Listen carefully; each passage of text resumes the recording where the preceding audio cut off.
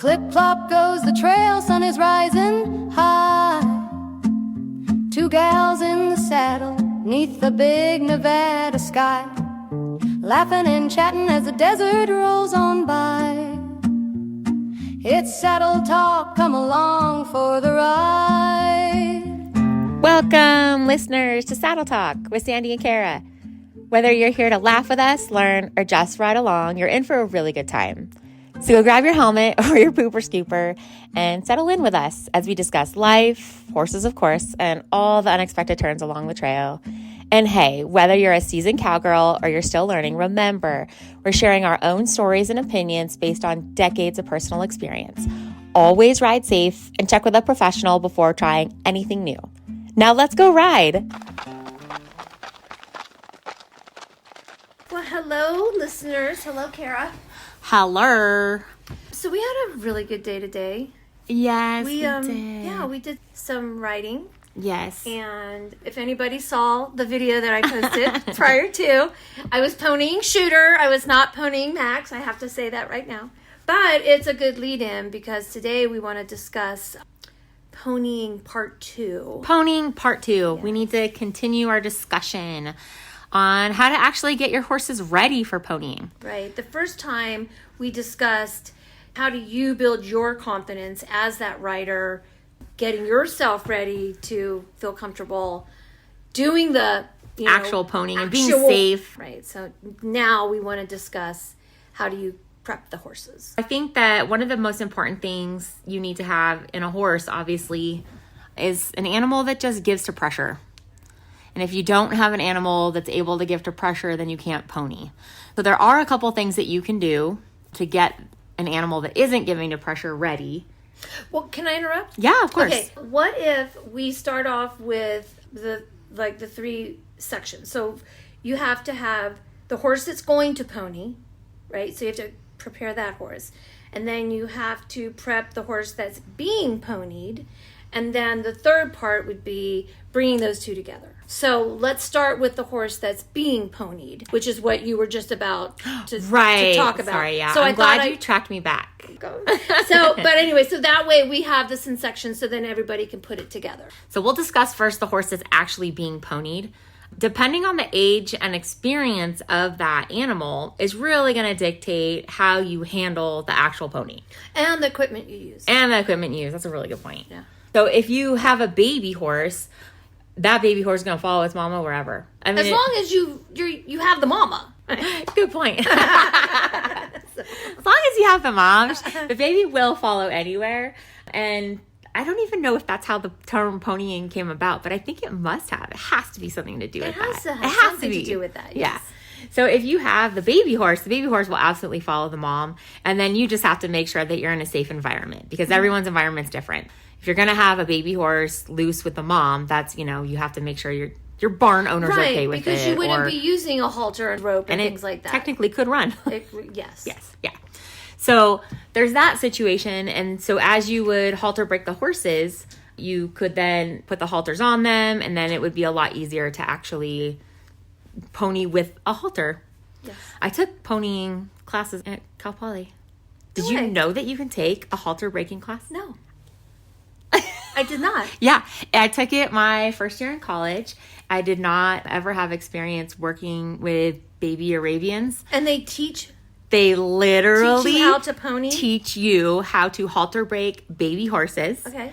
And then from there, you can just keep going through their equine program. And what kind of halters would they use? Oh, it was cool. It was back in the day. So we hadn't had They didn't have all the Clinton Anderson rope halters? No Pirelli. Pirelli hadn't hit yet. Okay. So we just used regular halters. But the thing is when something's that small, it just does what you tell it. Which is why I understand people get babies. Yeah, I feel like but now that I've been in this for 10 years, now I know that's not the right choice to make. But that's a different episode. But yeah, so you can actually learn how to halter break baby horses at different equine colleges. And the equine courses that you can take at the agricultural colleges are amazing. But most of the people listening to us are not going to go to college and learn how to pony a horse. No. So So I think, And most of your people, most of our listeners aren't going to have baby horses to break to pony. Right. But I just wanted to put that out there. oh Of course. that's what this is for. Because there might be somebody out there with a baby horse. Like that's okay. That's the whole Accidents point of this. happen. Okay, can I tell you a secret desire? Sure. I legit wished that I had a horse that accidentally got pregnant so I could name the baby Tinder. Why Tinder? Because Tinder, the app, swipe left, swipe right. What is that? What? What? Did I miss a book or a movie? Dude, you missed society for like the last 15 years. Are you kidding me right now? No. Shut the front door. What are you talking about? Tinder? That's the hookup app. Oh! No, I know what Tinder is. Yeah. Could you imagine? What does that have to do with a baby horse? I secretly wished that some of those horses that we got were accidentally pregnant so that I could name a baby Tinder. Isn't that the perfect accidental baby horse name? Listeners, if any of you accidentally have a baby, can you please name it Tinder? And you have to tell us. You're insane. No, I'm not. That is the perfect horse baby name. Okay. So anyways. Okay, so I think most of the times what's going to happen is somebody's going to buy a companion horse for a single horse, and then they're going to want to pony that new horse with their current horse. 100%. Right. So, in that case, how would you prep? The horse. How about you take the horse being ponied, and I will take the horse that you're using to pony. Okay. Because Max is so amazing, I feel like I could speak to it a little bit. Yeah. And then at the end, we'll talk about how to bring it together. So, if somebody has a new horse, right, what would you do to prep that buddy horse? Right. So halter breaking is the number one most important thing, because even though it's not going to be the human walking next to the horse, it is going to be the horse walking next to the horse. Right. And the horse walking next to the horse is going to have to put up with that horse being ponied. And so you need to have an animal. I was ponying Armani and he was having a meltdown. He was. Yes. He was having major insecurities, and he was, nipping at poor little Maxie's bottom. Mm-hmm. But a lot of that stemmed from him just not having good manners and not being taught. Sure. So let's say somebody brings home a companion horse. Like Armani. Or just a second horse. It doesn't even have to be a companion, but just a second horse. Yeah. You'll literally be able to tell by standing next to that horse. You're going to be able to tell whether or not that horse is rude or not rude. If that's a horse that invades your space and nips you and is kind of a jerk, he's going to do the same thing. He's not ready. Yeah. And he's going to do the same thing to another horse. To another horse and worse. So you'll be able to tell by how that horse handles, like we were saying, how that horse handles being next to a human if they're going to be rude, right? If they have manners next to a human, that's a really good sign that they're going to have manners next to another horse. Right. And if they don't have manners, I think it's really like a litmus test. Mm-hmm. And if they don't have manners with a human... And for some people that don't know what a litmus test is, what is a litmus test? A litmus test is it's black or white. Well, it's really acid or base. But it's, for layman's terms, it's a black or white test of... For what? For acid or base. Like, it's a piece of paper that tells you if something is an acid or a base. You didn't know that? I have no idea what you're talking about. Litmus paper? That sounds familiar. I feel so... Is it in science? Is it science class? Science nerd status. Is that science class? It's like a full-on science. Yeah, you take it in high school. Okay. I don't know. That's all right. Yeah. I went through high school in the 80s. So... Okay. I was in the 90s. Yeah. We were always testing for acid and base. Okay. That's fine. We were dropping acid. We were testing for acid. I didn't do that. I just had to say it. It sounded funny. It's okay. It's cute. So anyway. Okay. So anyways, if the horse is being naughty with you, they're going to be naughty with the other horse, and they're going to amp up that naughty because they can. So you need to halter break your own horse. And there are a lot of different ways to do that. And I think time consistency is the number one thing. So even if you just go out there, and I'm not exaggerating, if you go out there for 15 minutes a day, 15 minutes a day will make a difference. Mm-hmm. Do what is just work with your animal, be near your animal, and correct that animal. So, put the halter on them and maybe walk them around an area that is open and correct them if they get out of line. Right. And you can practice things. You can set up fake obstacle courses for yourself so that you have a goal. Mm-hmm. So you could say to yourself, okay, we're going to go from here to that tree, and we're going to see if they get into my space. Mm-hmm. And we're going to count how many times that happens. and we're going to correct it every time. And you're going to try to get better every time you do it.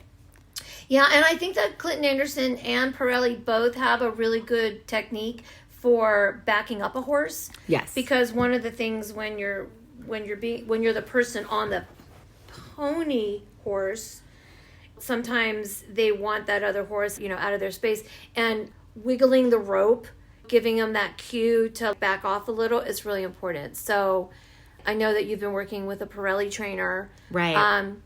Have you guys worked on any of that yet? Yeah, and I've had a lot of success with this horse with the Pirelli natural horsemanship. Yeah. And this is the first time that I've actually drank the Kool-Aid of the natural horsemanship world.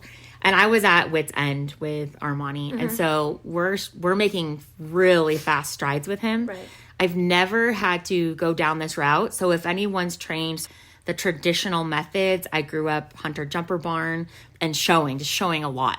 And so when you grow up in that show world, I think it's different than the natural Pirelli horsemanship world. Yeah, because do they even teach you any ground stuff? Yeah, I mean, that when I was in college, that's what I did. I learned how to walk a baby horse. Yeah. We halter broke baby horses, but that's not everyone's reality, right? You get this hot mess of a horse that, like Armani, you get a hot mess of an animal that knows how big he is. Yeah. And he knows that he can end you. Yeah. So I was scared of him for 2 months straight when I first got him. Legitimately. I felt that. Fear for my life. I felt that you felt that way. Yeah.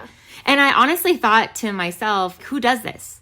How am I going to do this? Like, how is this going to play out? Right. Number one.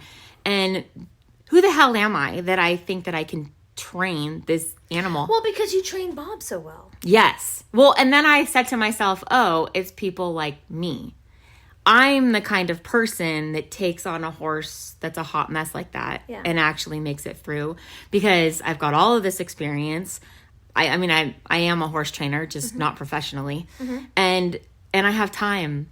I think that's one of the best things that I don't have to worry about. Right. And this is probably what a lot of other women who are not trainers, but who are amazing horsewomen, we feel is we don't have to be bound by anyone's time. Yeah. If I was a trainer, I would be bound by someone else's timeline. Right, because they want their horse done. Yeah, and I don't give a fuck. And I think that's another thing, too, not to cut you off mid-curse word, but I think the other thing, too, is a lot of people rush. Yes. So one of the things I know that I've rushed into is I've always been advised, whatever you want to do out on the trail, practice in your arena. And it's like, well, that's boring. Of course they're going to be good in the arena. Yeah. But it's important. I think what I do is I did a little bit of it. Right. And then I'm like, okay, I'm going to go out to the trail now. But that's just because sometimes stupidity is confidence.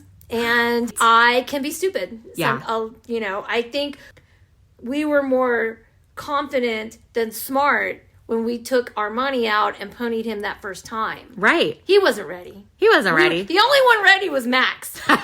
And Max had a limit, right? Right. And he let me know when we reached it. Everything was safe. We recognized the signs early and everything was perfect. Everything was great. But that's what I mean. Right. Because on the way home from that situation, he really did invade my space. He never bit me, but he was unconfident, sort of like nipping me and just nervous. And he didn't know where to put his feet and he was kind of freaking out.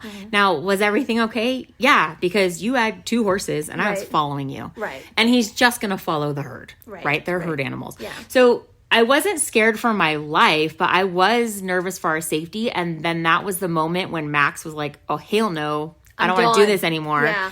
And he showed us that physically. He let us know physically he was finished. And we are smart enough to read our animal's body language. Yes. Tune into your horse's body language. That's the only way to fly, right? So we tuned in and he said he was finished. And so we listened and I got off of the horse I was riding because Sandy was in front of me ponying and she ponied my horse and I walked jackass all the way home. And so please take that moment for yourself. If you are in a fear factor sort of situation, take a buddy and stop when you're done. If you are emotionally done, physically done, don't go past that limit when you're trying something new. Right. Now, other than us posting a video of training a horse or Armani, which I guess we could, But there's a lot of videos already out there Yeah, online. there's so many resources. Right. I mean, like Pirelli has free. You can go on YouTube and look up Pirelli. You know, he just had a whole thing on Amazon. He Yeah. has like a whole show on Amazon Yeah. that you can watch if you have, Yeah. most of us have Amazon Prime. And Clinton Anderson has one on YouTube where he got a rescue horse and he took it through all of his fundamental program. And at the end, somebody won the horse. Oh, that's cool. Her name was Cider. Oh, it was that's such a great. awesome. And it's really good because there is a section in there where he teaches backing up and responding to the wiggle of the rope. Okay. And I know Pirelli has a wiggle of the rope lesson Also. as well. So we certainly can't sit here and tell people how to do that, right? Right. I mean, there's so much. There's so much out there already. Yeah, so definitely look those things up. I really like Josh Nichols, if anyone's interested. Okay. Josh Nichols is pretty amazing. Yeah. And if you haven't heard of it, it's like a learning masterclass, basically this archive, and you can sign up for it. And I want to say it's Noelle Floyd Plus. Noelle Floyd. Okay. Yeah. If you haven't heard of her, she's this amazing equestrian. She's world-class top equestrian. But then she got into vlogging and blogging. And then she started a magazine. And basically she built this empire. She started a couple different podcasts over the years. And then she also built this huge archive. Part of her media empire she has built is she's taken professionals from all different disciplines and she puts their training up online. And so if you're somebody who's not super into, you know, any of the people we've mentioned, right. Clinton Anderson, sure, right? Probably, yeah. You can go learn from people who are specialists in your discipline. So sure. If you want to learn from the Western Masters, if you want to learn from people who are cross-country specialists, you can go onto this archive and they have anything you can think of. Mm-hmm. They have amazing resources. They have riding videos that you can listen and ride to. Oh, okay. They have training videos you can watch. It's an outstanding resource for anyone who's looking for help. Okay. Yep. Okay. So I guess once you feel that your horse is prepared to go out and be ponied, the next step is to make sure that the horse you're using to pony that horse is also prepared, because not every horse likes another horse in their bubble or their space. On that booty. And I have to say, the 3 horses I have, Autumn and Shooter and Max, I can pony off of all 3 of them. Right. But their tolerance levels, they're all different. Right. And Max has the best tolerance level. So when I first got Max, he did not like a rope on his butt. He did not like a rope under his tail. If I patted him on the butt when we were out in trail, he would do a little bunny hop, you know. Right, I remember. Yes, he hated it.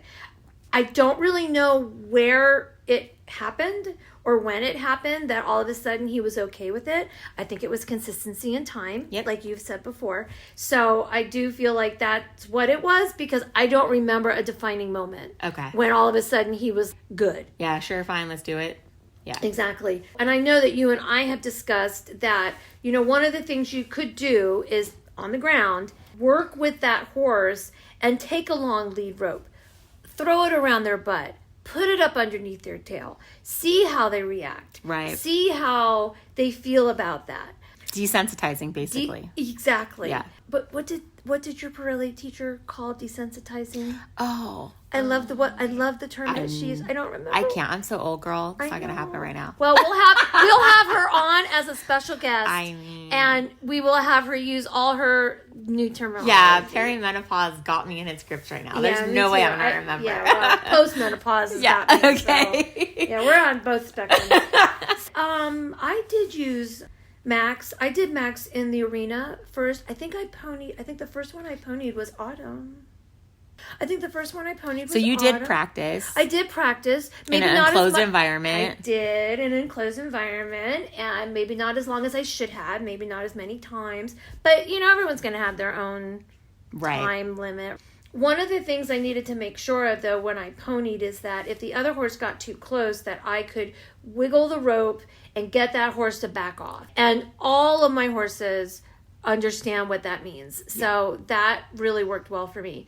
And I did practice on him with the rope on his butt, with the rope under his tail. Autumn doesn't really like the rope under her tail because when you ponied Jewel and that rope got under there, she wasn't very happy. No, and what they'll do is when it starts to get underneath their tail, they'll actually get afraid and their tail will clamp down and get tighter. And it'll get worse, and then they get even more freaked out. Right. And then you're on a horse that's spinning around. Right.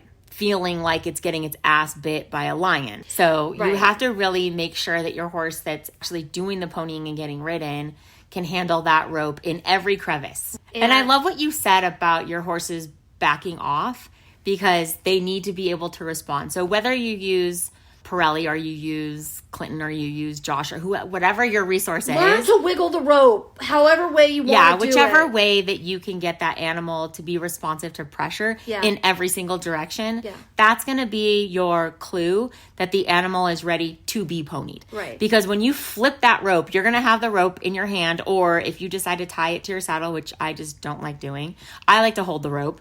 But if you decide to hold it in your hand or whether it's tied to your horn, you can flip up that piece of rope and that horse will move away from you. Right. You need that spacing in order to be safe. Right. Yeah. And so you bring up a good point, holding the rope versus dallying. Dallying. The rope. Is that what it is? It's a dally. Okay. It's a dally. You can do a single dally or a double dally. You go, girl. Thank you. I learned that from my friend Darlene. So I think the hardest part about ponying is getting used to that damn rope. Yes. What am I going to do with this rope? Because I think I'm using a 25-foot. No, you're using a 14. It's a 14. Thank you. Yeah, you're welcome. Okay, thanks. A 14-foot. I use Clinton Anderson equipment. So I use his rope halter, and I use his 14-foot lead rope.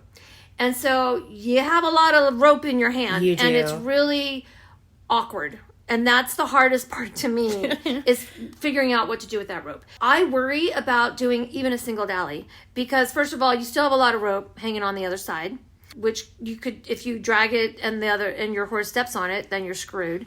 So then you double dally, but then that's a little tighter. So if the horse you're ponying stops and rears or pulls back, it's pulling against your saddle. Right. So then I've also had it in my lap, and that, if you're not paying attention, it can slip out, and now it's really dragging. Or one of the things that I found that I was so impressed with myself was I have a saddlebag. So I just took the other end of the rope and stuffed it in my saddlebag on the opposite side of me. That really does work well, but I always forget to do it. But it does work really well. I think that when you do that, I never see the rope dragging. Exactly. But see, now I'm using my saddlebag for treats and a phone. So right. Anyway, I have to figure that part out. But that I really did stuff it in your saddlebag. Because then it just feeds out. Right. And you don't have to worry too much about it. Like dental floss. Right. Yeah. Exactly. That works really well. And the other thing too is my suggestion is when you're ready, go out with somebody. That way, if your horse that you're using to pony gets tired, you can hand off to the other person. Absolutely. And then they can pony until your horse regroups and then take the rope back.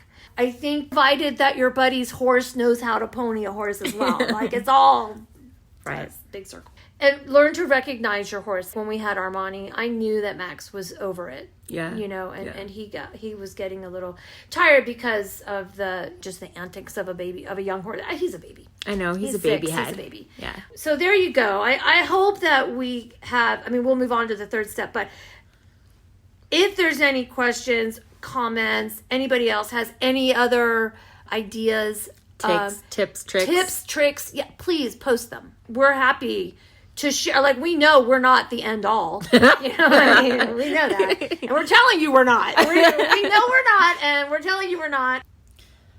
So I think when you go to finally officially pony, right? That is the moment. Do it in the arena first. Yeah, do it in the arena first. Sorry. Like Sandy was saying, do it in the arena first or in a closed area. If you have, 2 acres and it has a fence. Yeah. Cool. Start there. For sure, that's the best place to start. And then I would love for everyone to have a buddy on the ground, like you were saying. And I think there's a lot of nervousness and there's a lot of anxiety surrounding something like this. And it's crazy because it's one of the most relaxing things that you can do for your animals is just to take them on a walk. Because when you pony, you're not going to go trotting and cantering. That's not what this is. Ponying is you're going on a chill walk. We like to call it a family outing. Yeah, family outing. So when we have our family outings, for me, it's one of the most relaxing things that we do together. And I think that when you finally go to marry those two horses together, after you practice in the arena, please just baby step it to success. And you can even have 2 small mini lessons in a day. Because I think those short, sweet mini lessons for a horse's brain, they are so much more effective than trying to work a horse for an hour. You can get locked into trying so hard for an hour and the horse just gets frustrated. But if you do like a mini lesson and you're a success, okay, cool. Come back later in the afternoon, do another 10-minute session, and then the next day do a 15-minute session. And we actually have a friend who is asking us to help her with a new horse that she got, and we're going to record it.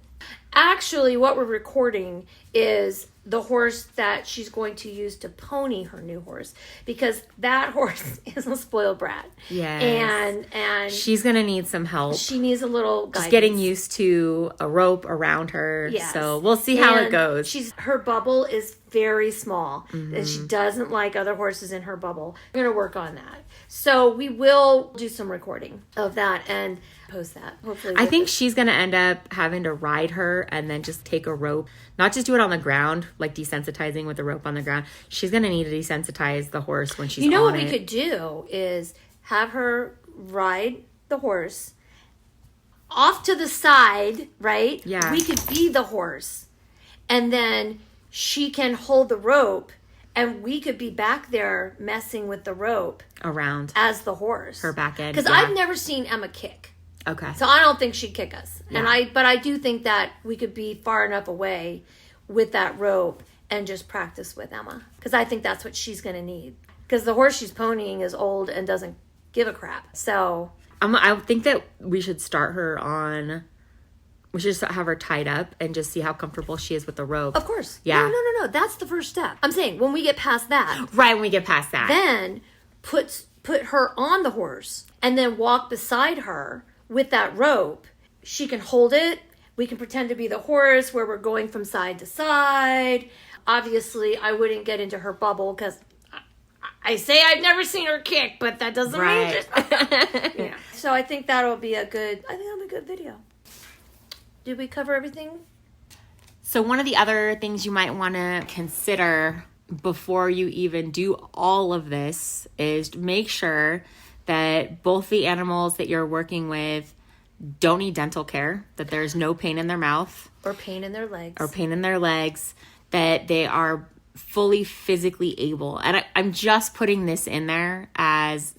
not a disclaimer, but it is a disclaimer. Sure it is. We've come across so many older horses that we've gotten, and even horses of our own that we didn't realize weren't up to snuff physically before you put them back into work. Right. And if you just have them looked at by a vet and have your teeth checked, I mean, think of horses we've met. They had awful teeth, and I wouldn't want a halter on me with those awful teeth. No, or pain or arthritis in their hocks or their anywhere else, and now you're trying to pony them up a hill. And they're gonna follow you, but they're in pain. So make sure that both horses, because your other horse might also, the one that you're using to pony, may not be in the best of health.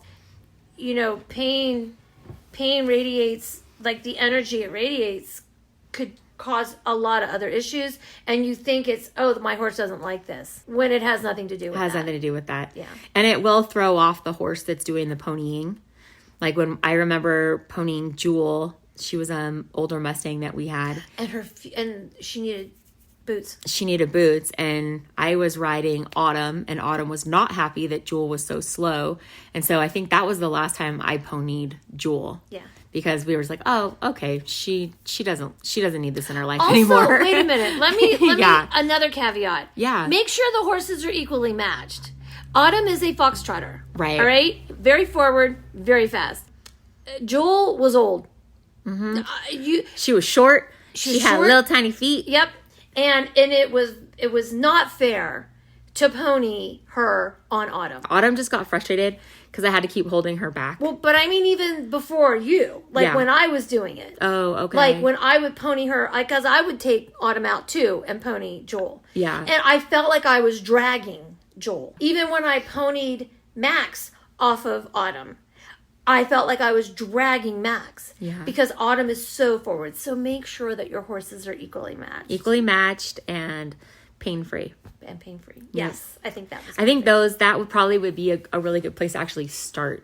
Yes. Yep. And then you can sort of look at rope handling for yourself, rope handling with the horses, halter, giving to pressure, and just being able to scoot that pony horse back if you need to. Because I think on the trail when you're ponying, one of the scariest things is just coming up across unexpected things like dogs or deer or whatever it is. And when the horse gets scared and it's got the pony rope on, and that's why I don't like to put it on the saddle, is because if that horse pulls back, I don't want that horse to move my saddle. Right. So I prefer to hold the rope in my hand, and then that way I can just drop it or move it to the other hand, the other side. Yes. For me, that's what I prefer. 100%. And depending on the horse, I follow both. Like I was ponying Shooter today. He's so lethargic.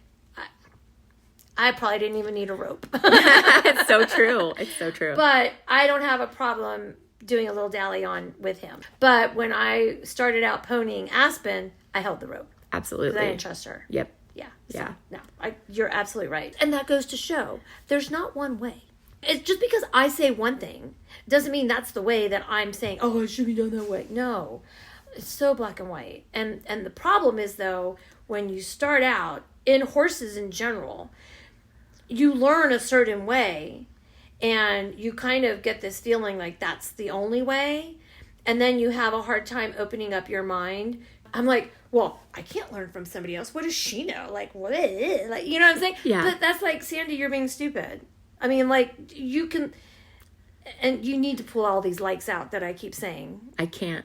Okay. Yeah. Well, sorry, like, everybody. Even that is hard. I swear I'm not a valley girl. I swear I'm not 12 years old. I just used the word like too much.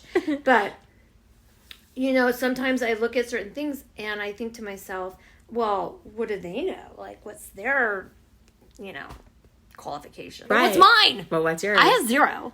Oh, don't say that. No, you have so much experience. Well, yes. And I'm not putting myself down. But in the scheme of things, I know. other people. So, whatever. Anyway, I really hope people, you know, can get a lot out of this. I know that I get a lot out of the talks that we have just because it kind of reinforces what we're doing or things that you might see that I do that maybe you feel like I could do differently, and I hear it. Yeah. I might not do it. But No. I hear it. When I talk to you, I think it helps me process. And I think one of the things I've learned as I've gotten older is that nobody really knows what they're doing. No. And everyone's kind of winging it. Yep. And so if you stay safe and you wing it And you're kind. you're more than halfway there. Yeah. If you can kind of check off the boxes of, is my horse halter broke? Right. Is it okay with a rope on its ass? Right. What'll happen if it gets clamped under its tail? If you can practice clamping that rope underneath the tail before it ever actually gets clamped underneath its tail on the trail, your horse isn't going to get scared when it gets clamped underneath on the trail because you already did it 17 times on the ground when you were standing next to it and told it was a good horse and it didn't care, and you rubbed its butt and said, it didn't die. Good horse. Yeah. And you gave it a treat and a love pat. For me, if you can just be safe and have all those check boxes, there's nothing really holding you back from that next step, especially if you have a friend or you have a very experienced animal that you trust. Mm-hmm. Yeah. Yeah. So, I think we've done that one. I think so, too. So, until next time. Until next time. Yeah. Toodles. Toodles. Hey, friends. That's the end of today's ride. We hope you enjoyed listening. Don't forget to follow Saddle Talk with Sandy and Cara, wherever you get your podcasts. Please leave us a review, share us with a friend, and saddle up with us next time as we ride through more stories, questions, and our wild tangents. Till then, friends, keep your boots dusty and your hard hats on. We hope to see you out on the trail. Sandy and Cara, stirrups swinging free. talking about life and love and mystery. From coyotes to coffee, they'll cover it all, with the sagebrush blowing and the wild birds call. So cinch up your boots, we're hitting the track. Saddle Talk's on and we're not looking back.